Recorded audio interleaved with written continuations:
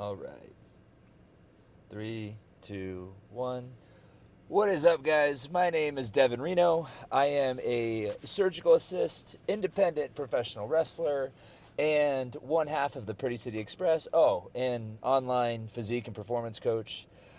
And I am joined with Christopher Landon Anthony Streeter, also known as CLAS, clinical psychologist. Yes, for all of you wondering, that means I am, in fact, a doctor. For Real. For real.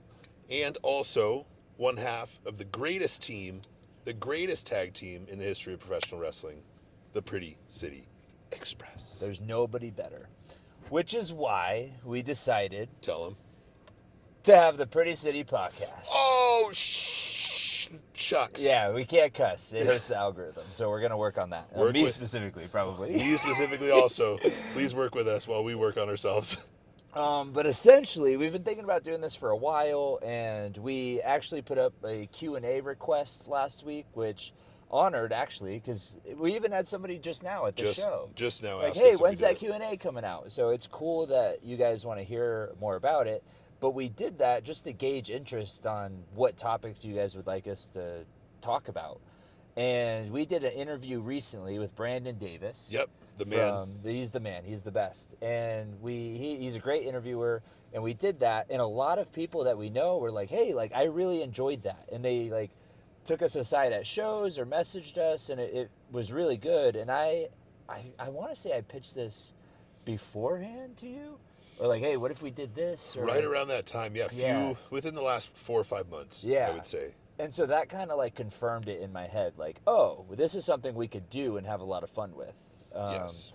Because I think one of the reasons we are such a good tag team is because of our chemistry. Yes. And a lot of people who know us are like, they actually think we're brothers. Sometimes twins. Yes, sometimes twins. Which is hilarious. But Yes. also, I think it just lends itself to other creative outlets besides wrestling. So we figured we'd give this a shot. Yeah.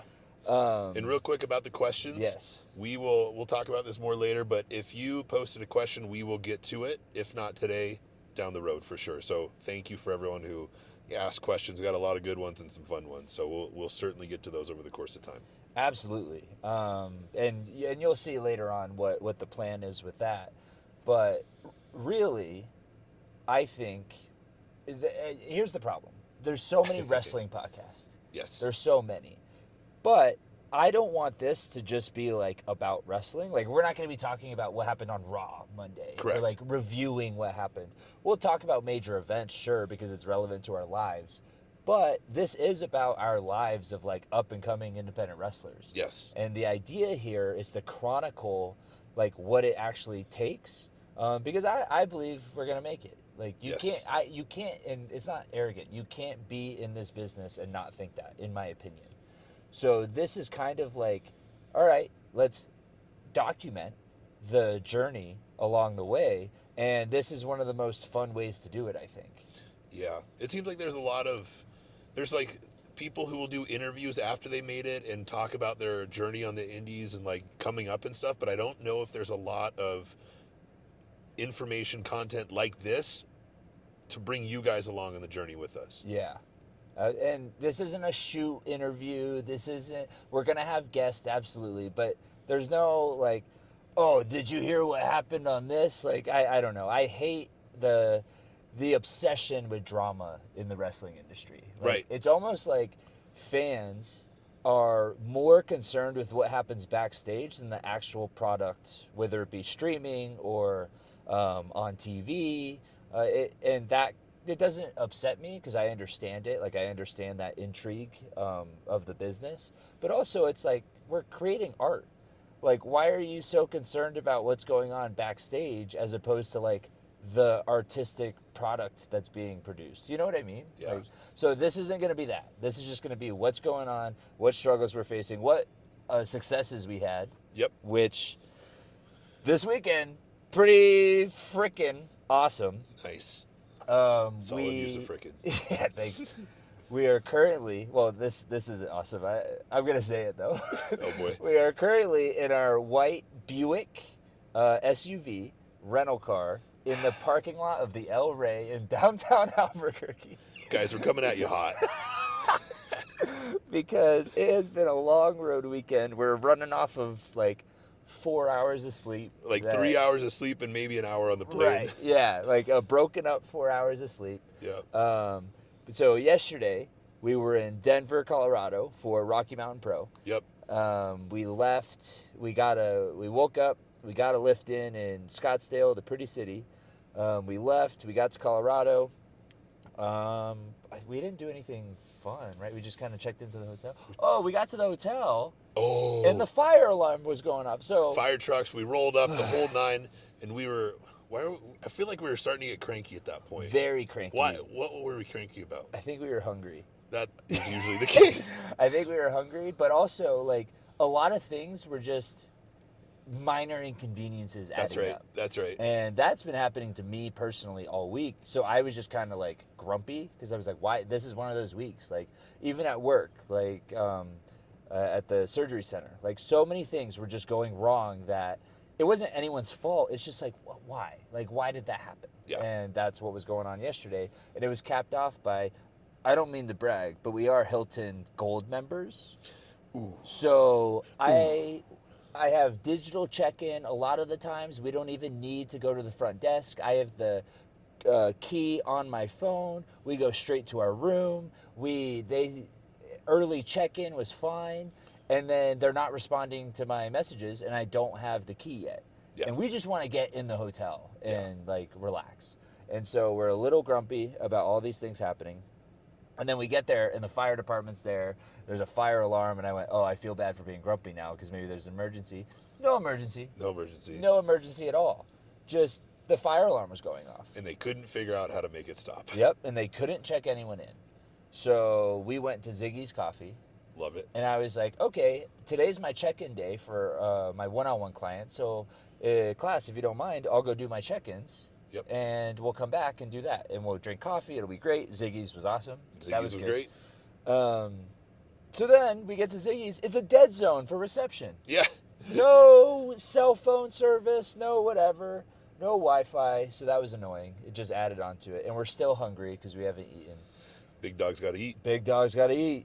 So then we go back to the hotel. The fire alarm is still going off. Yep. But we are able to check in. So we check in, and then we hang out for like an hour. Oh, I do all my check-ins. Yep. You do your hair. Yep. And then we go to Beer Stop. Yep. I would like to just note that it did not take an hour for me to do my hair. No. But that did happen while you were doing that. Yes. Yeah, that's true. Good point. Then we went to Beer Stop and tore the house down twice. Yep. I don't mean to brag, but I do. We tore the house down. It was the Pretty City Express against your new starting lineup, Jason Knoll and Briscoe Crown. First off, what are your thoughts on Beer Stop? Beer Stop's one of our favorite, if not our favorite, venue that we consistently work at. It's this cool bar in downtown Denver. So they pack 800 to 900 people in there. They're right on top of you. Everyone's like young adult type people, so it's a fun vibe. Everyone's rowdy. Everyone's drinking, having fun, eating food, and they love wrestling. I don't know if they know a lot about wrestling. Yeah. Literally outside of the Beer Stop Rocky Mountain Pro shows. Yeah. But they love those shows. And kudos to Rocky Mountain and Matt Yaden for getting that relationship developed and building up this consistent, awesome place to work. It's so fun. It's like 800 people. Rowdy, downtown Denver. They all walk there, so they're drunk off their AWSs. I don't know if that's a... It's kind of like cuss. HE double hockey sticks. Yeah, right. It's a cheat code. We're going full Mormon on this episode till I figure out the algorithm. Are you allowed to say that? I will find out. Shout out Wolfgang. Wolfgang. Oh. Hate him. So, yeah, it's just awesome. And granted, it's an easy crowd, right? Yeah. However, they're easy to a point, but when you get to a certain decibel level, it's like, oh, we did something right here. Yes. And yesterday was that moment where that first match, I was like, oh my God, we're cooking. Like, Yep. This is it. This is magic. Like, I can feel it. My adrenaline's going. I always tell class, like, sometimes I'll be in my head after a match especially a shorter one when you're only given like 6 minutes, right? And he'll be like, "That was fine, that was great," and other people would say, "That was great. Why are you upset?" And I'm like, "I'm not upset. I felt disconnected." Like Yeah. I take a lot of pride in like knowing where the crowd is. Like I always say, I have their heartbeat. Like I know their heartbeat, and sometimes you don't have that time to figure it out. So you just, okay, we're gonna go with this. We're gonna do this and do our best. Yesterday we had their freaking heartbeat. We were like their anesthesiologist. We knew exactly their blood pressure, their heartbeat, what they wanted, what they didn't want, what they needed that they didn't know they need, and crushed it in both matches. The second match was just on a silver platter. Yep. Choppa City. Our arch rivals in Rocky Mountain Pro. Arch rivals. Why did I say it like that? I'm hanging out with Rivals. Arch rivals. The Choppa boys, but they're the fan favorites there by far. Not even close. Yeah. And we hate them, by the way. Course. Grr, but we have to respect that crowd loves them. Yep. Which kind of makes our job easy. Yeah. But that's true. when you make the job easy and you're good at it and you can have fun with it, that's, again, a certain decibel level that you reach where you're like, oh, this is different. Yep. And it was just, it was one of those, like, nights where we walked back. It's like, what time did we get out of there? Midnight? Yeah, we left around midnight. So we got back through the curtain probably 11:15, Yep. 11:20. We've been up since 5:30. 5:30. It's now 11:15. We're just getting back through the curtain. So Yep. we still have to change, get to the hotel, get some food. And we have a flight. We have to be up at 5:30. Yep. So we already know we're going to get 4 hours of sleep. But we didn't care. Yeah, it's honestly a miracle we fell asleep last night. Yeah. Just from the high from those two matches. And Yeah. the crowd and like the whole thing. It was, yeah. We always expect it to be an awesome time there, but last night was, for us, felt much different and much more exciting. It's a special place to work, and we had a couple good ones last night. Absolutely. And it's so funny because you don't get those nights a lot. No. And so when it all clicks, you have to kind of like embrace that moment. Like I'm a big embrace the failure guy. Like I like sit in failure, and people get on me because I get so upset when I let myself down. But in my opinion, you have to face that. It's much harder for me, and you've helped me a lot with this. And so as like Dom and Max and Graves and other mentors in my life, they've helped me like, hey, when you do good, you also have to recognize that too. Yep. And last night was like, wow, we did that. Yeah. Like, hell yeah. You know, we were able to take them on a ride, and because of that, we fed off their energy. And that's like what specifically indie wrestling's all about, but pro wrestling as a whole, I think. Yeah. So yeah, that was awesome. We got 4 hours of sleep, woke up, got to the airport, dropped off the rental car, got to the airport. TSA was annoying. Yeah, we both had issues going through our lines. Yeah, so annoying. And then we went to, Albuquerque. Yep.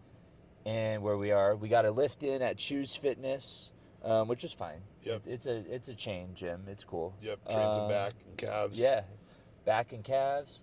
We got some food, and now we are at the El Rey where we are wrestling. The Country Gents. Country Gents. NWA's own. Of NWA fame. We're very, very excited.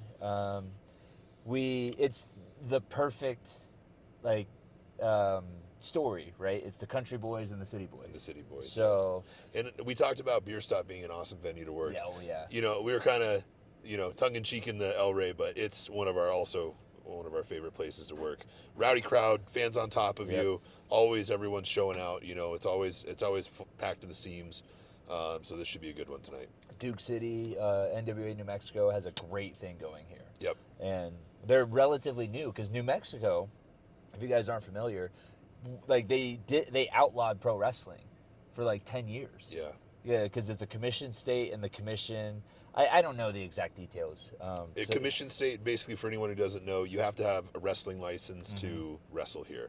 If you wrestle without it and you get caught, lots of fines go around, et cetera, et cetera. So they have it a little more controlled, meaning they have a doctor come in and kind of do a quick physical with all the talent, and then you have to submit blood work and a physical every 6 months. Yep. And so they keep it commission. That's what the commission essentially is in New Mexico. Yeah.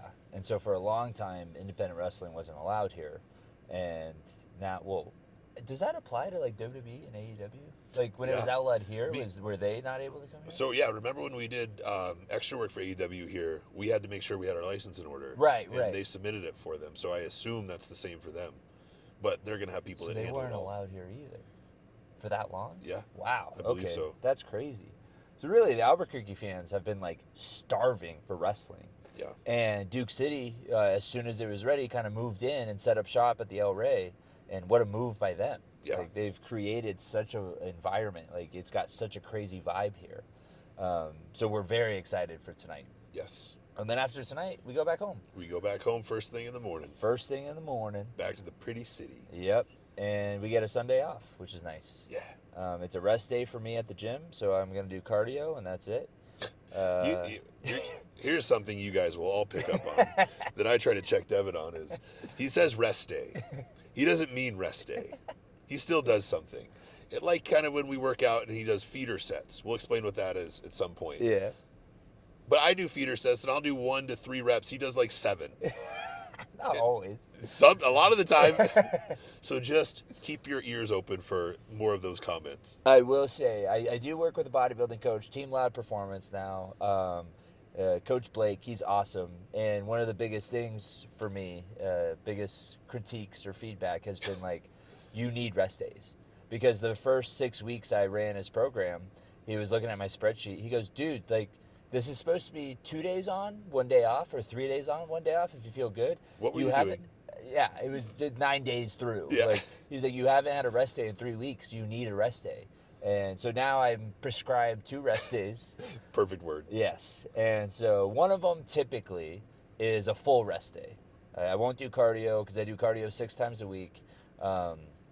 But sometimes, like depending on the travel schedule, that it doesn't work like that. Like yesterday, I didn't do cardio because we were on the road all day. Yeah. I didn't have time. And with Bierstadt, you don't get back to the hotel until 1. You're already getting 4 hours of sleep. I can't do 40 minutes of cardio to take away sleep because at that point, my sleep is more important, you know? Yeah, it's so less productive. I took the rest day cardio-wise. I still lifted, but which means I need to do the cardio tomorrow. Anyways, that's tomorrow.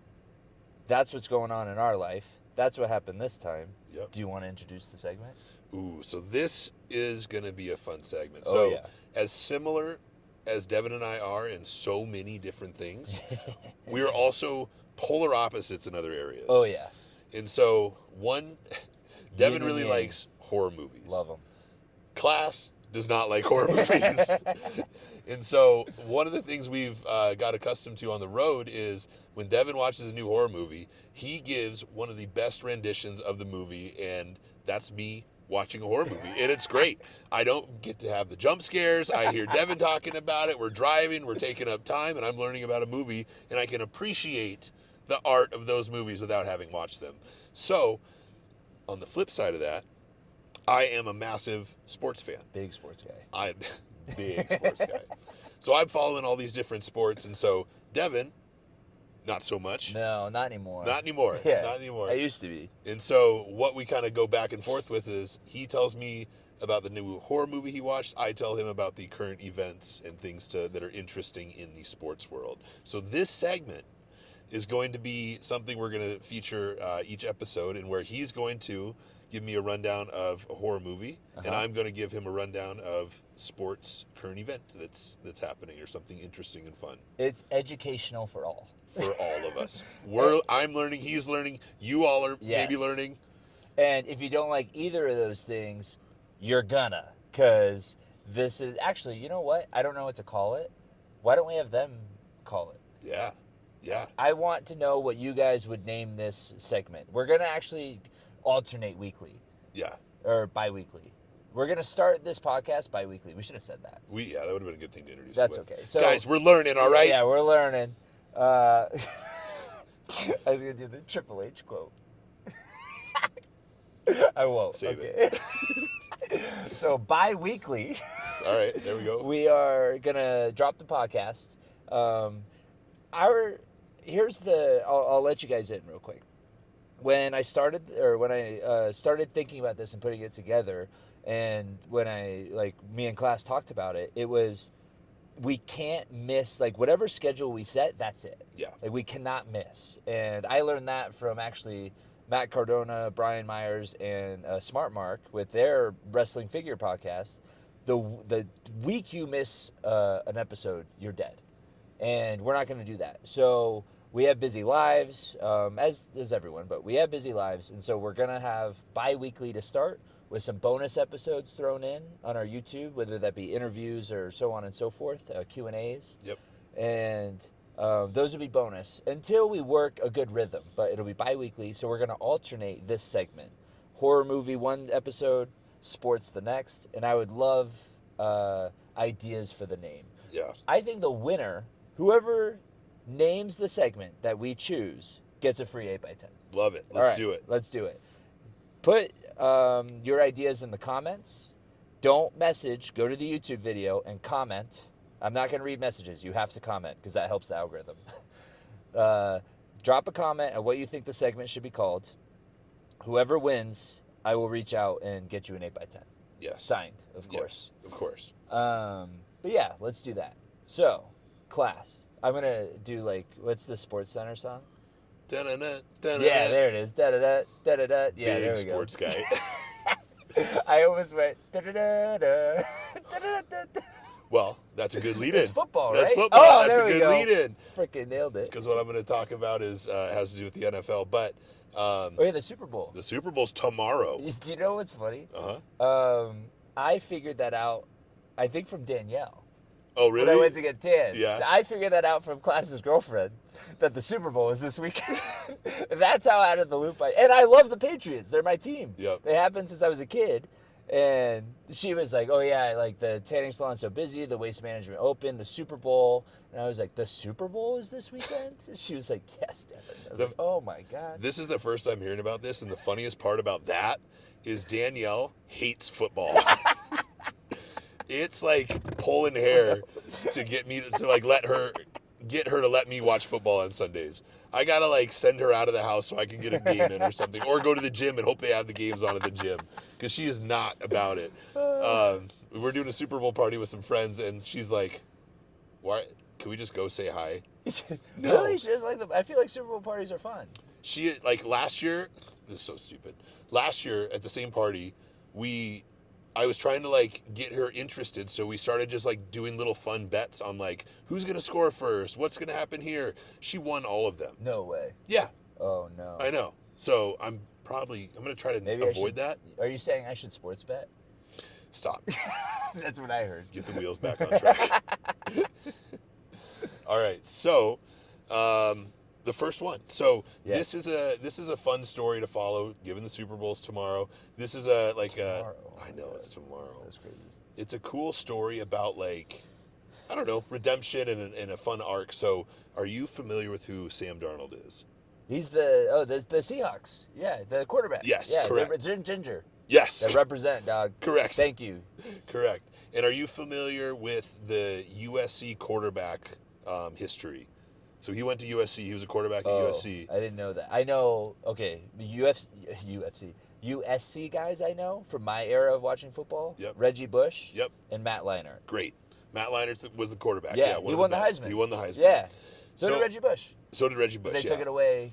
But he just got it back. Oh, hell yeah. Yeah, he Good just for got it you. back. Good for you. Reggie's the man. Shout out Reggie. So USC has, I think they have the most quarterbacks drafted in the first round of any other school by far. I believe that. So that run, it started with Carson Palmer, then Matt Leinart, then you had John David Booty, and then I remember him. Yep, Yeah. and then you had Mark Sanchez for a year. Then you had Oh, no way. Matt Barkley, Cody Kessler, and then Sam Darnold. Those guys were all incredible Heisman level quarterbacks. Carson Palmer won the Heisman. Matt Leinart won the Heisman. Carson Palmer won the Heisman? I believe so. Damn. Yeah. If I'm wrong, I'm sorry, but I'm pretty sure he did. Most of those guys drafted in the first round, incredible in college. None of them really panned out that well. Carson Palmer had a long career, but was never reached the hype that people were hoping he would get to. So that's kind of the stink on the USC quarterback. Is they're a great college quarterback, typically don't pan out in the NFL. Okay. Can I say something really quick Please. on that? Have you seen the video of Matt Leinart and he's in his kitchen, and his daughter was like, hey, Alexa, who's Matt Leinart?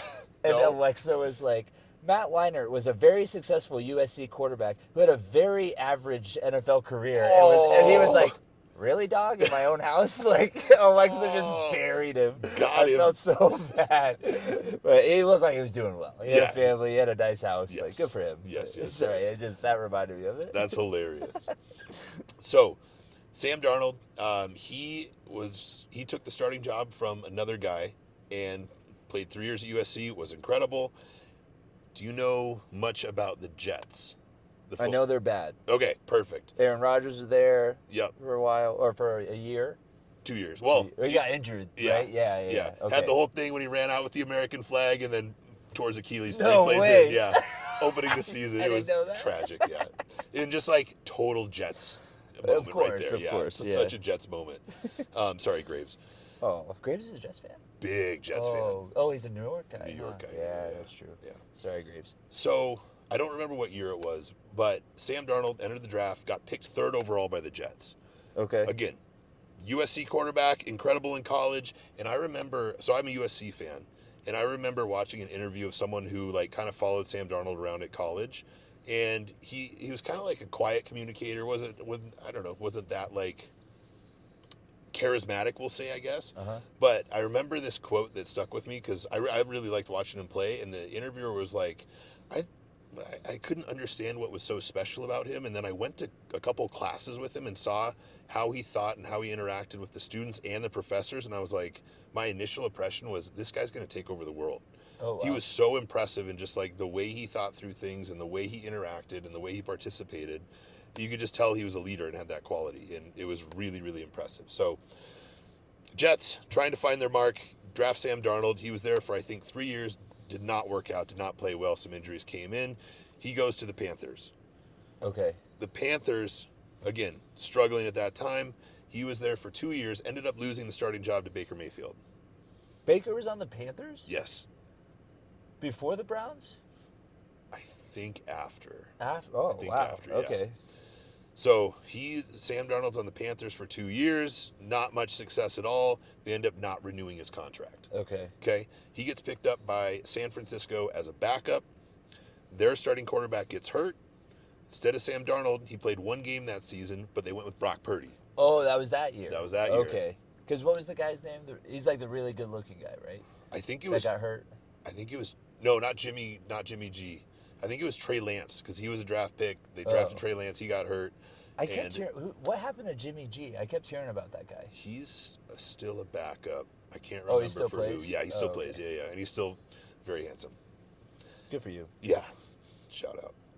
So Sam Darnold goes to the Niners as a backup, spends a year there, starts 1 game, does fine, but then Brock Purdy takes over. Brock Purdy's been the quarterback and doing great. He's cool. He also went to my high school. Yeah, that's right. Yeah, Perry that's right. High School, Gilbert, Arizona. I never met him. He seemed like a nice kid from what I heard. But he was somebody who, like, people would, and maybe I'm spilling beans, I don't know, but, like, they seemed upset that he was good. Yeah. So they'd be like, yeah, he's an asshole. And I'm like, do you know that? Yeah. Like, do you? I don't know him. By all accounts, he's awesome. Yeah. Yeah. And I think it was, like, because he was a prospect, they were just like, oh, he must be this. And so when I heard he got successful, even after high school, some of my friends were like, oh, man, do you hear about that? I go, isn't that cool? Like, how is that not cool that he's doing this? But anyways, a little side note. I thought that was annoying. No, yeah. Shout out Brock Purdy. Yeah.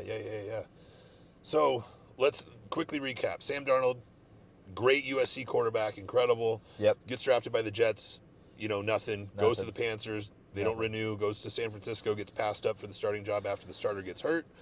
Then, in 2024, he signs a 1-year contract with the Vikings.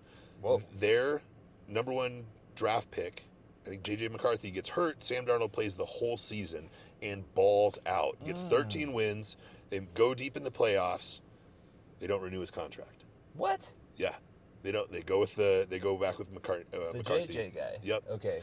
So, and everyone's like, man, Sam Darnold really played well, but he's had this history of like not performing. What are we going to do? JJ was new. JJ was new. Okay. The Seahawks pick him up. Okay. This year. Oh, wow. This is the first year on the Seahawks? Yes. Damn. Okay. Balls out, gets 13 wins again. He's on a very short list of quarterbacks who have won 13 wins for 2 different teams and 2 seasons in a row. Oh, that's cool. The Seahawks are now in the Super Bowl.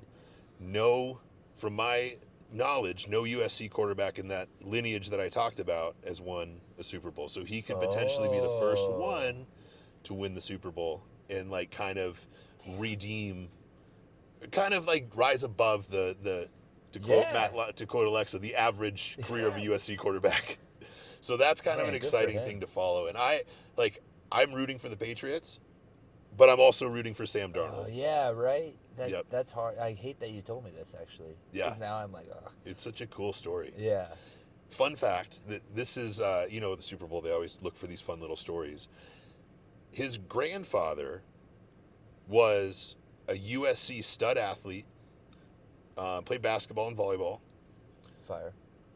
Was also an Olympian in something that I cannot remember. Whoa. And also was the Marlboro Man. Like cigarettes? Like cigarettes. What's the Marlboro Man? I believe he portrayed him in commercials. So like Joe Camel, but Marlboro? Marlboro Man. Oh, wow. Here's the best part. His name is Richard Hammer.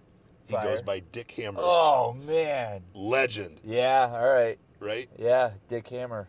It's a name. It's not, you can't censor. Yeah. It's a name. We're still monetized, hopefully. Yeah. We're not monetized at all. We're not monetized yet. Yeah. Okay. But that's the story. So that's really cool. Cool, hopeful redemption arc for Sam Darnold. Would love to see him be successful and win. And comes from a family of athletes. Wow. Yeah. What did his parents do? I think his dad, I just read an article. His dad, they were like, I don't know if it was like an electrician, plumber, something in a trade like that, but he always said that his dad was like, you hear this a lot with athletes, which I love hearing this part, but he's like, no matter what time it was, no matter how hard my dad worked, he always made time to play catch with me, like whether it was 2 a.m. or after work, we always got our work in. That's cool. And I really appreciated that. So yeah, California family it looks like, and so we'll see what happens tomorrow. Nice. It's a win-win for me. If the Patriots win, great. That's who I was rooting for. If the Seahawks win, Sam Darnold gets his ring and completes his redemption arc. Yeah, that's a cool story. I like that. Yeah. I will still root for the Patriots. I like the Drake May kid. Yeah. But like he's a kid. It's second year. Yeah, he'll be fine. He'll be great. Yeah. He was runner-up for the MVP. Really? Yeah. Matthew Stafford I saw won it. that. Yeah. Drake May was the other one who was very heavily in the conversation. Wow. I did not expect that. Yeah. And Matthew Stafford has like all his daughters on stage. Like that was cool. That was super a cool moment. Like, yep. Good for him. 37. Yeah. He got his He's first been around one for forever. Yep. So another cool thing. But good for him. That's that. There's that segment. Yes. Let us know what it should be called. And up next, Q&A. Let's do it. What you actually wanted? Yeah. We didn't forget. All right, why don't you go first? We need a jingle for the Q&A. So if anyone wants to do that, Lincoln, if you're listening, we need a hip hop song for the Q&A, and I want Lincoln specifically rapping about us answering questions. Oh boy! As long as it's not. Never mind. Keep it clean, Lincoln. Yeah. All right. My first question is from Wrestling Ref Alex. Nice. The man who cheated, and he told us this yesterday, and I thought it would be a really cool idea. I guess he didn't cheat because we already knew the question, but we talked about it. We answered him in person, and we're going to answer him right now on the pod because I think it's a fun question. Yes. Wrestling_Ref Alex. He's probably the best ref on the Indies that we know of. He's up there. Certainly, like top echelon of refs, top 2, 3, if not the top. Like sure. How we take the craft of wrestling seriously and how we approach it, he takes the craft of reffing. Yeah. Like he'll come to us because he knows how much we love using the ref and including them in the story and all that, and he'll come to us with ideas and go, how would we pull this off? Yeah. And that's so cool to have a ref I saw this, I like what the ref did here, how can we do that together? Right. That's something I really appreciate about him. Yep. Okay. If y'all could be the retirement match for one tag team, who would it be? I think we both have the same answer. We certainly have the same answer. FTR. Yes. We just want to match with them, period. Yes. But in our opinion, they are the best tag team on the planet right now and have been since 2015. Yeah. 2016. I would say for sure, besides us, they would probably take the cake. Fair. I don't think, and look, the Usos, awesome. Young Bucks, awesome. New Day, awesome. Lucha Bros, awesome. Like I'm not saying there's flavors of ice cream, right? But to me, tag team wrestling and the rules that come with it and the stories that you can tell, and everyone's like, oh, they're old school. Like, yes, they're old school, but they've done the best of bringing that old school mentality of like rules matter, the story matters, the emotion matters, and modernizing it. 100%. They're a perfect blend of modern with so many influences from the Brainbusters, from the rock and roll, from the Midnights, etc., etc. Like they mastered the blend of that and bringing that to the modern day. Yes. And it's just incredible to watch. And we try to model a lot of our stuff after. Like I even shaved my head so that we could we could do that. It had nothing to do with the fact that I was losing my hair at You 24. shut your mouth. At 24. No. No. It was because of that.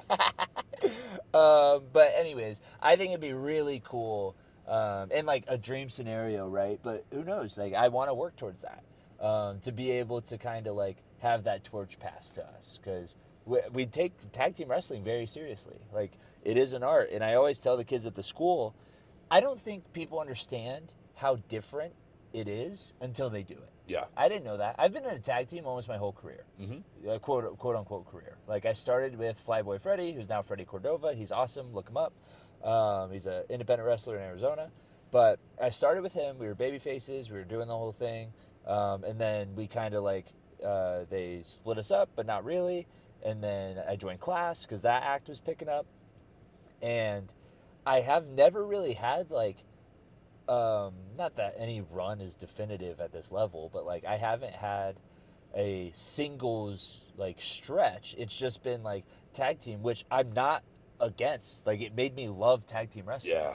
And I tell the kids at the school, being a tag guy for so long in my young career, like I haven't had a long career, but the percentage wise of being a tag guy has progressed me massively. Sure. Like, it has helped my progress rapidly, I should say. Like because there's so much to think about in a tag match, and the story is simple, but the way you do it is so complex that it challenges you in ways as a performer that in a singles match you just can't do.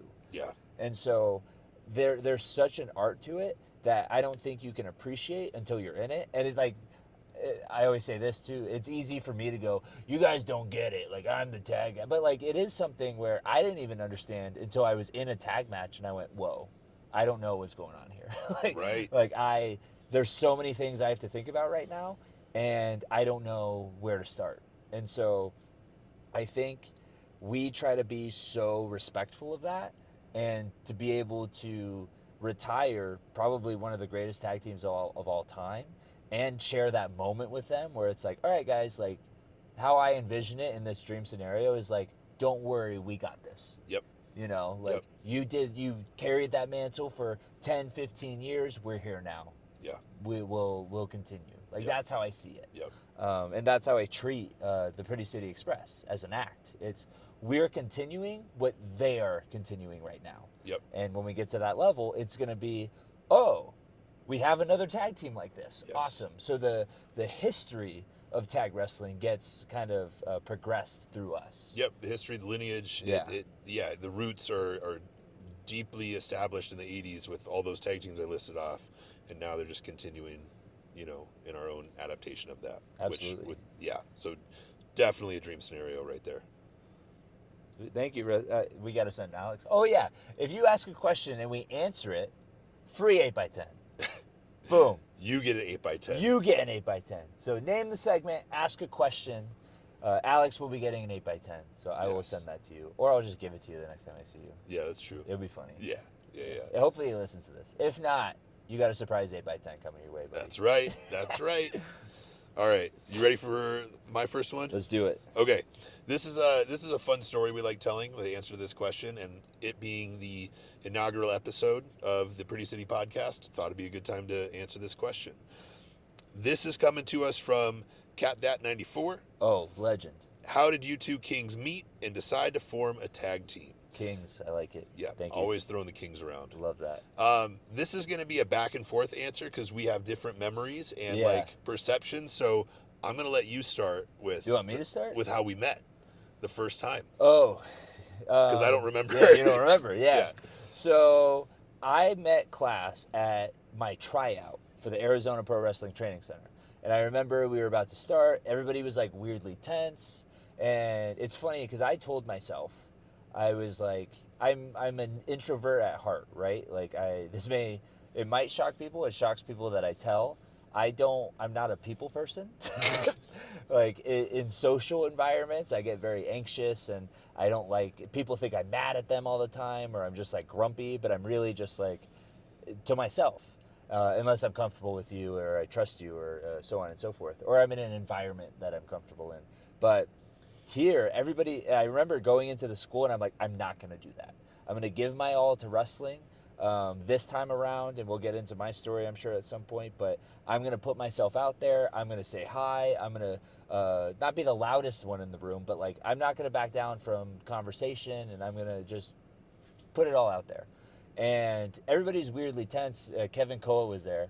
And I remember like looking at everyone in my tryout group, and I'm like, y'all know we're not like fighting each other, right? Yeah. Like it's like a boot camp. Like, Yeah. is everyone here cool? And I was like trying to make light, and it didn't really work. It was still kind of tense, and so I was like, oh my god, okay. And I have this weird thing where especially now, I can be very sociable, but when it's time to lock in, I lock in. Yes. And I become a different person, I Yes. think. And so, And people still try to talk to you. oh yeah, that's the problem, right? Yeah. Like, and it's completely my fault. Like I am well aware of that. I'm not blaming anyone, but I can go from like this, like social and talking, but when that switch flips, I'm a different person. And so when people come up to me during that time, CLAS kind of has to play defense, Yeah. and be like, "Yo, not now." Give 'em a minute. Yeah. And it's completely on me. Like at times it's a very good strength, and at times it's a weakness. But that's who I am, and that's something that it's not like that's who I am. I'm not fixing it, but I'm trying to get better at it while also channeling the good part of it. Anyways, so we're starting, and then right before we're about to start, CLAS walks in, and I remember thinking, like, everyone at the school is awesome. Not a lot of people look like wrestlers. And I remember watching CLAS walk in, and I went, oh, awesome. Like, he's the wrestler here. And the way Dom treated you, of course, Sure, way sure. different than everyone. Like, CLAS is the golden child, by the way. Like, I'm literally the redheaded stepchild. You're the golden child, which makes the dynamic Amazing. of our tag team even better. Yes. And so CLAS walked in, and I was like, oh, hell yeah. Like, awesome. He must be something or someone.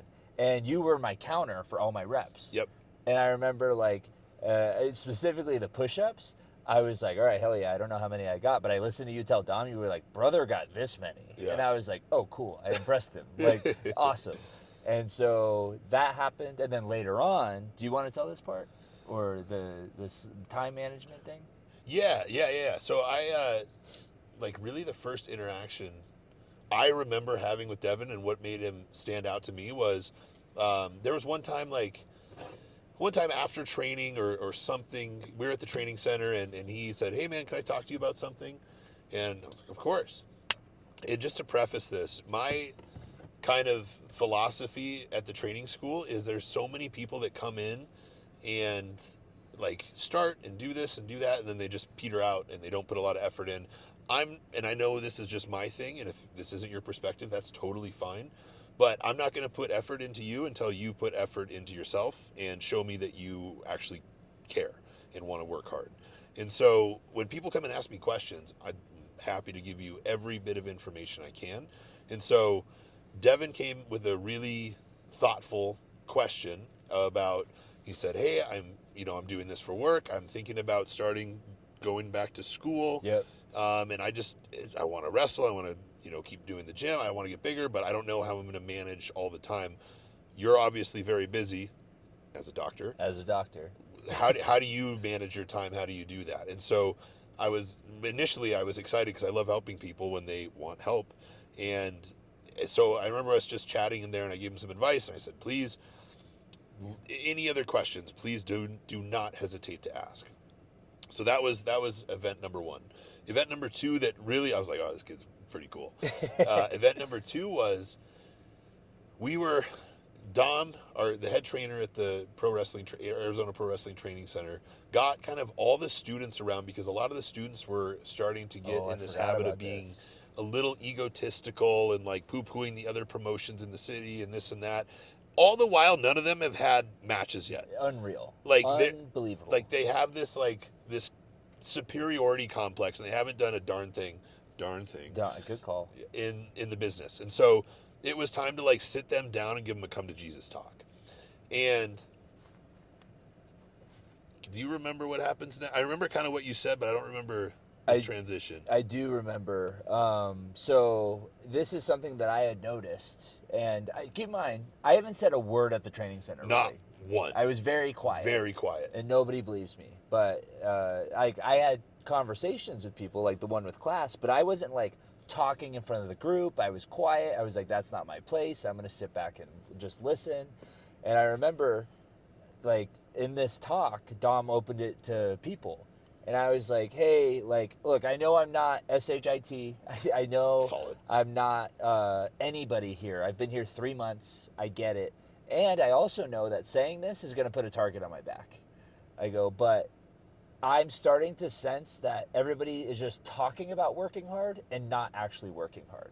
And to me, that creates a toxic environment of complacency. Yep. Because you, in your head, in your mind, have convinced yourself that you're working hard enough and not given opportunities, even though you are, yet your actions show you showing up late, you skipping out on squats, you not accepting feedback correctly, you, butting the coach.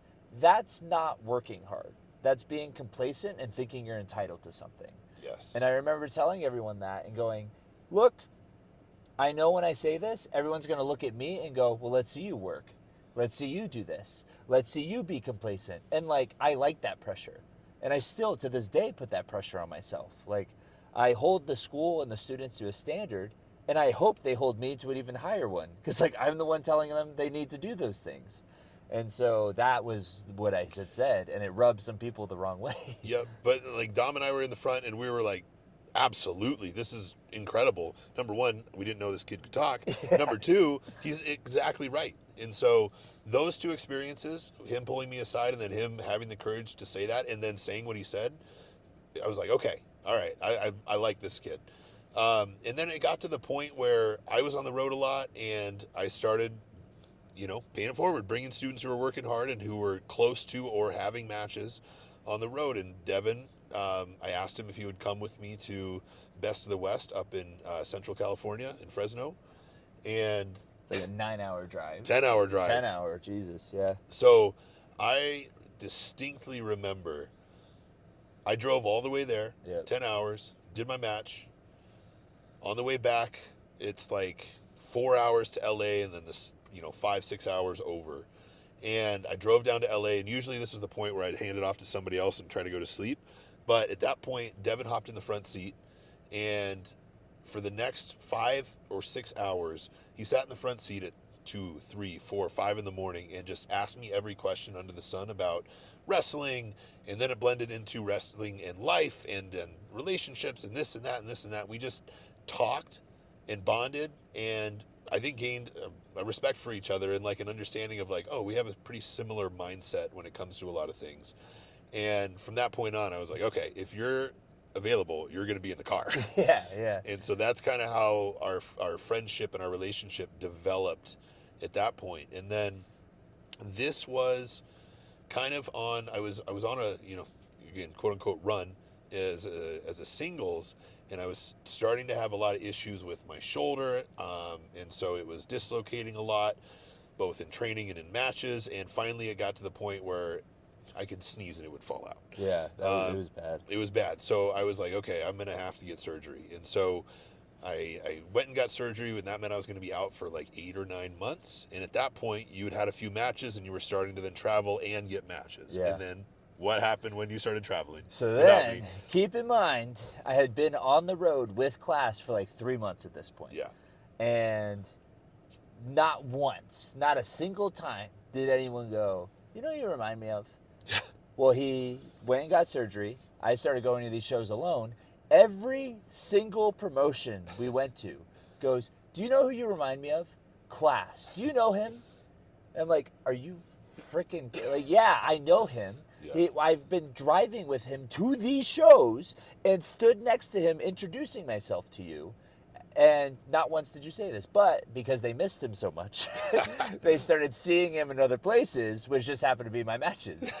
And every time they were like, "You wrestle like him, you have like similar mannerisms and attitude," and I was like, "Well, yeah," like Yeah. he kind of helped like bring me up, and I remember everyone was like, "When he gets back, I think a tag team is it," and I had fear in my heart because like this is my mentor. Like at this point, he had like taken me under his wing. He was on a very successful like singles run on an indie level at our level, and like was starting to get some momentum.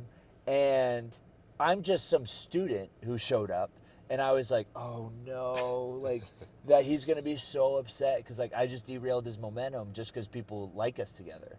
And I remember like kind of giving him the Iggy while he was hurt, and I'm like, "Look, man, I just want you to know I will like stop going to these shows if you want to, if you want me to, but people are starting to think that we're gonna be a tag team, and like it's not like I swear I'm not pitching it. Like these people are just like, do you know what it remind me of? And it's everywhere we go, like literally everywhere. And so I was like, please, like I will change where I go. I'll change my route. I'll change whatever. Like I just don't want you to come back and go, this kid like freaking politicked Yeah. to get in and like ride my coattails. Like I was so worried about that. And he was like, relax. He's like, that sounds awesome. Like, Yeah. yeah, let's do it. And I remember being like, oh no, like might be worse Uh-huh. because I have to up my level to match where he's at. Because I'm not gonna be the guy who like gets put with his mentor and be seen as like the anchor, you know? Like, and that's not gonna happen. If anything, being put with me, I want to help push him further. And at the time, it was going to be like I was like the annoying little brother who Yeah. was like helping you win. Like, great, I'll do that. I'll Yeah. be the goon. I'll be the henchman. I'll be whatever. Like, I just need to deliver in that role to progress him. Like, that's my role right now. And we just kind of evolved into like because I think how my mind is wired that way. Like, okay, what's good for business? What do we need to do right now? Let's do it and go full bore. Kind of just led to us becoming a tag team and Yeah. like no, like let's just see you guys in a tag team. Yep. And I was like, okay, like I have to meet his level. Like I'm not having him meet mine, you know. And so I trained really, really hard, and I tried hard to just develop very fast and like with intent. Like, okay, if I'm going to be in a tag team, I need to learn tag team wrestling. I need to engulf myself in the craft of it. And so I think that when you came back, we were kind of just like off to the races. Yeah. I mean, from that first Ultra match, it was just like so many people were like, yes. Yeah. Yes. This Even is the it. crowd. Even the The crowd. crowd was like, no. Yeah. Yeah. Yeah. Like, we hate this. Yes. Which made everyone else go, yes. Yes. Exactly. Like, we would walk through the curtain in a cold crowd, nobody had ever seen us before. And it's just like, oh, we hate you guys. Like, the way you interact with each other, the way you feed off of each other, the way that, like, I'd be talking trash to a fan and you would come up and join in. And Yeah. it was just like, they hated everything about us. Yeah. And it wasn't even an act yet. It was just us together. It was us being ourselves. Yeah, really, yeah. Yeah. So that's it. That's how. That's kind of the origin story of Devin and CLAS. And at this point, you know, people asking for brothers, asking for twins, and Yeah. man, for my money, is about as close as we can get. Yeah. Certainly, wrestling brothers, on the road just about every weekend together. So, yeah, that's it. Yeah, we're on the road. Yeah, like you said, and it makes travel so much easier. It's the best. Like not like expense wise, sure. Like we split everything, but at the same time, it's oh, I don't have to, do this alone. Like today, waking up at 5:30 and going to another one off 4 hours of sleep. We both woke up at the same time. We just go, okay, here we are. Yep. And a lot of times it's just like quiet. Yeah. Especially in the morning, like we're just both quiet and just doing our things, and then we're like, all right, let's go. And it's like I'm very grateful for it. Yeah. And I think that translates to like in the ring too. Yeah. It's just like spending as much time as we do on the road every weekend outside of the ring has developed an insane chemistry that is then shown in the ring for sure. Yeah. So yeah, agreed. But that is the origin story of the Pretty City Express. Do you want to do one more? We're at an hour. What do you think? I'm down to do one more. All right, let's do one Let's more. do it. We did say 2 each. Yeah. So, Cat Dat, you will be getting an 8x10, an exclusive 8x10 for the podcast specifically. Exclusive? Exclusive. I'll get it. Uh, I can't promise when, but I will get it. It will be ready. All right. Let's see. I have official_kicks with a Z, the legend. What's your motivation? Is there a goal you hope to hit this year? The reason why I picked this is because last year I was so dead set on a goal that didn't happen. yeah. And it like really, along with personal things, really messed with my mental and was just insane. Like really took a toll on me. So no, I'm not setting a goal this year. And it's not like I don't care. It's I want to be the best that I can be at this craft. And I had a talk with one of our trainers, Max, who was signed to WWE, and he was in NXT for a while, and he was saying like, hey, when you get there, it's a different ball game, man. Like, you need to get all of your artistic juices out, because once you get there, it's a business, right? And I struggle a lot with that. That's one of like, I would say, and I'm letting people in right now, like that's one of my friction points as a wrestler. Sure. Is I get so involved in the art of it that sometimes I lose sight of what is quote unquote best for business. And it's not that I'll do it, right? But there are like, personally, there's like, well, I'll do it, but I'm not fulfilled by it. And so I think that really opened my eyes to, you know what? This year is about getting better at the craft and trying things that will help me grow as like an artist and a performer and a wrestler, rather than I'm going to get signed. Because like you can't control that. Yeah. We can't control that. Wrestling's so weird. You can be the best in the world and somebody just doesn't see you that way. Or they don't see you at all. At all. Yeah. You're not in front of them. So no, I don't have any goals, but the motivation is just to be the best that we can be. And I'm not going to speak for your goals, but mine is just, and I told one of our students, Lincoln, this, who's the man. I told him, when I stopped comparing myself to people and I stopped like putting myself on a certain level and like saying I needed to meet them, and just go, you know what? One day I'm going to die, and that day I have no control over how good I'm going to get. So I might as well just try and be as good as I can be until then. Yeah. Because there's no limit, right? Like I've realized that as a person, I'm never going to be happy with how good I am. That's just how I'm wired. It's unhealthy in some areas, in all areas, but it pushes you forward in a lot. And so once I accepted, I'm never going to be happy with how good I am. So why not just continuously try to get as good as I can get with no destination? Yeah. Because I believe that if I take that mentality and I go, I'm just going to get as good as I can get, no destination, I'll end up where I want to be. Yeah. And then some. Yeah. And I would say, just from a psychology perspective, I think maybe we've talked about this, but there's a whole treatment orientation called acceptance and commitment therapy. Yeah. Where you help people accept the hardships and then just move on, instead of spending so much time focusing and getting stuck on them. I'll give you a quick metaphor to explain the whole treatment. Chinese finger trap. Put your fingers in. The harder you pull out, the more stuck you get. But if you accept that you're there and you relax, the trap lightens. And that's so. What you're saying, I'm gonna disagree with you in that it's unhealthy. I think it's extremely healthy. That's good. I'm never gonna be satisfied. Cool. All right, I'm gonna put that over here, and I'm gonna focus on everything within my control. Sure. Yeah. Okay. That's a good perspective. Yeah. I can see that. Yeah. Thank you. Anytime. What about you? Oh yeah. Your motivation and your goals for this year. What really motivates me? There's a few things. What's coming to my mind right now is when I was growing up watching professional wrestling, the guys were larger than life, right? Like you have The Rock, you have Triple H, you have Stone Cold, Kane, Undertaker, etc., etc. Monsters.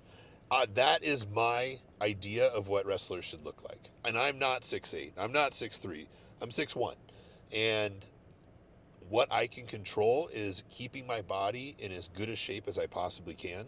And so that motivates me because I don't want to put myself out in front of wrestling fans who want to be entertained, who want to be, um, who want to escape from whatever's going on in their life. I don't want to walk out there and them go, ugh, what's that? Ugh, he doesn't look like a wrestler. Yeah. That's stupid.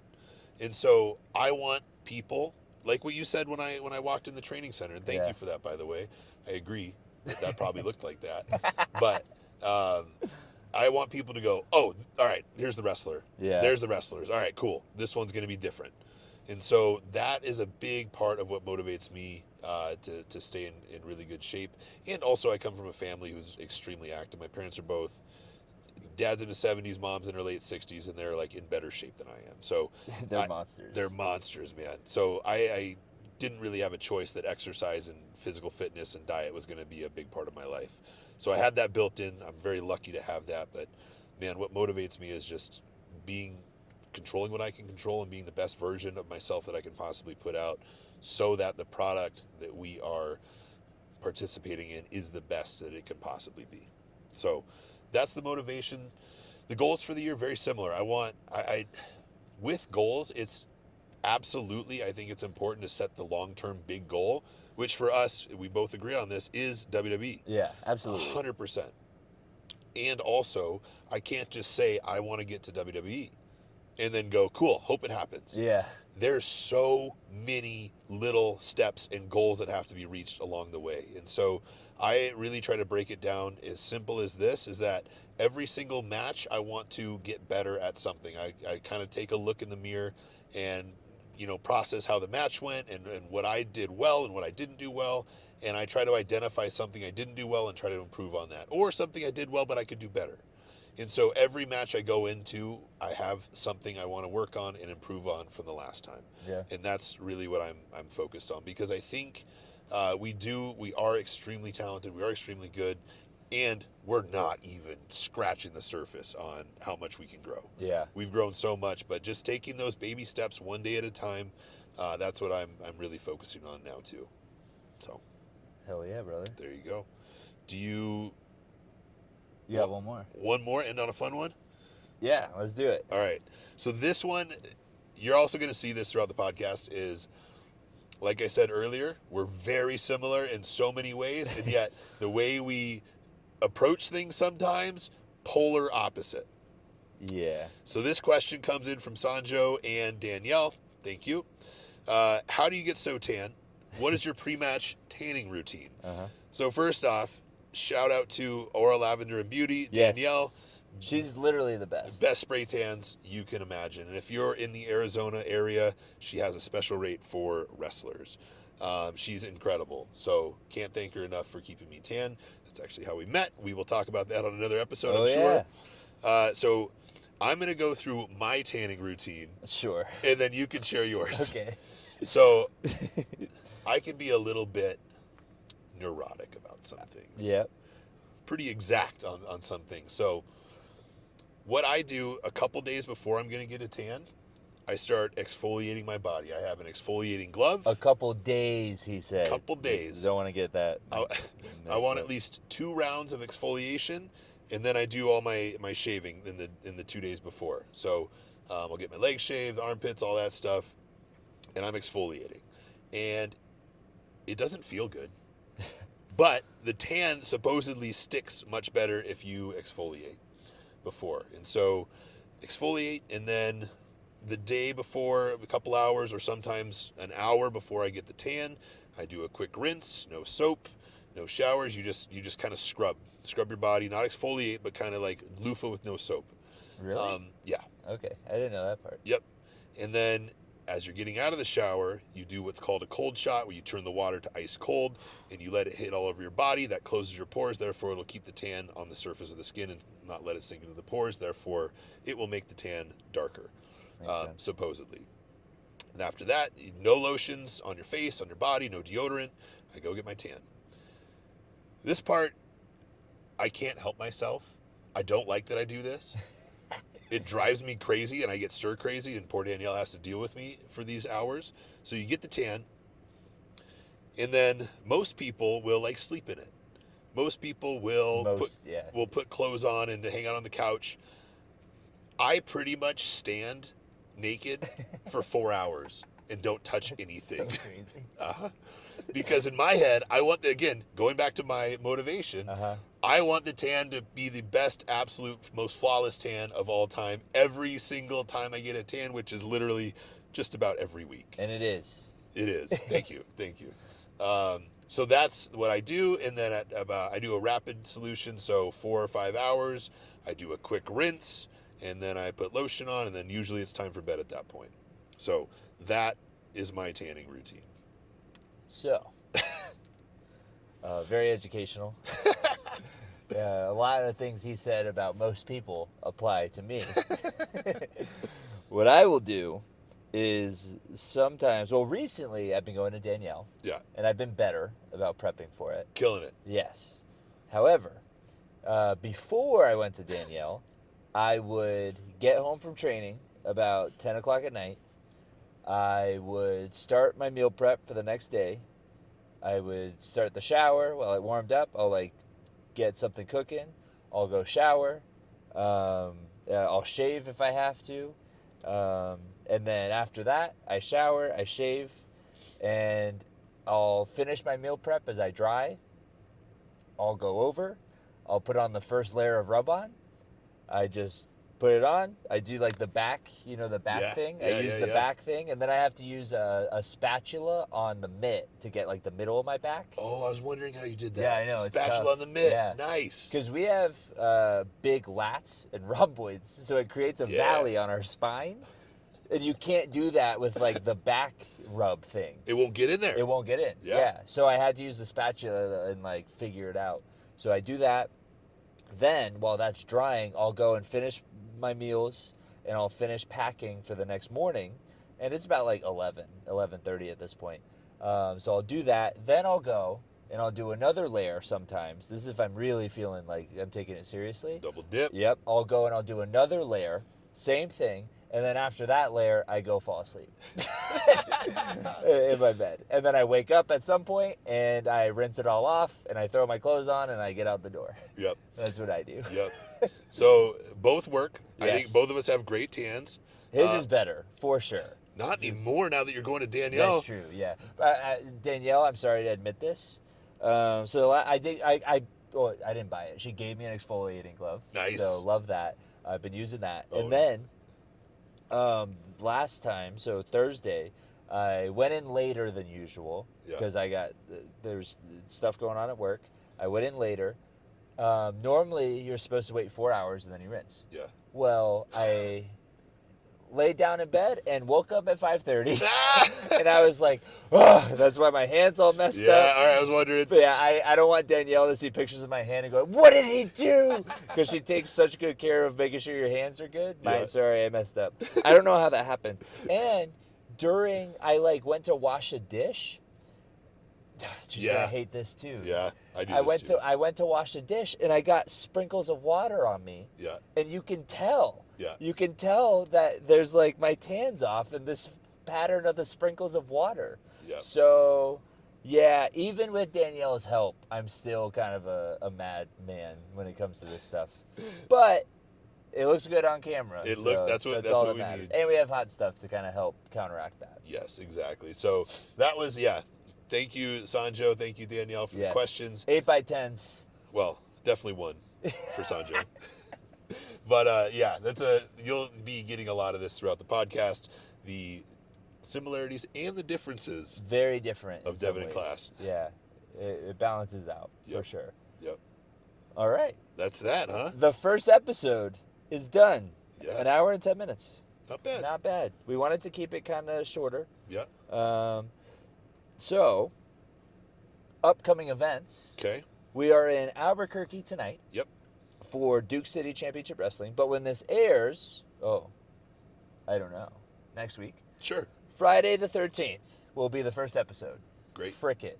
When this airs, that night we will be at FSW in Las Vegas for the Future Stars of Wrestling. It is myself and CLAS, the Pretty City Express, and Damon Ace against Lights Camera Faction. Yep. You can watch that on... You can watch it somewhere. Yeah, there's a streaming service. Look up Future Stars of Wrestling on Instagram. They will have all the information.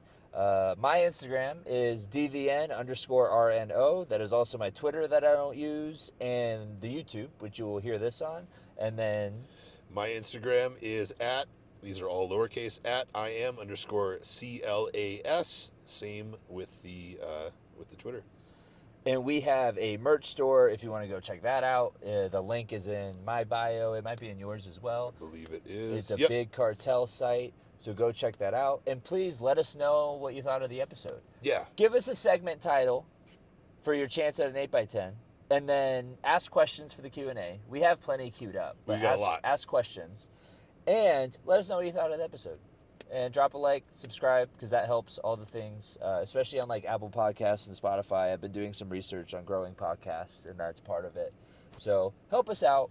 We want to do this. We think it's fun. Hopefully you think it's fun. If you don't, I'll just go die. Don't, nope, stop. Right the ship. All right, but thank you guys so much. I hope you enjoyed this as much as I had fun. This was great. This is a Yeah. lot of fun. It's, if nothing else, it's fun for us. Yeah, exactly. So it gives us something to do on the road, which Yes. we are supposed to be in a production meeting very, very soon. So we got to go, but we love you guys. Thanks for listening. thanks, guys.